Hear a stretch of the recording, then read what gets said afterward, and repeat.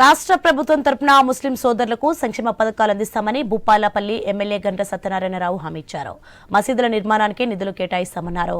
భూపాలపల్లి జిల్లా కేంద్రంలో ప్రభుత్వ తరపున ఏర్పాటు చేసిన ఇఫ్తార్ విందులో పాల్గొన్న ఎమ్మెల్యే ముస్లిం సోదరులతో కలిసి ప్రార్థనలు చేశారు. మనుషులంతా సోదరభావంతో ఉండాలన్నారు. అల్లా దీవెనలతో ప్రజలందరూ సంతోషంగా ఉండాలి అని కోరారు.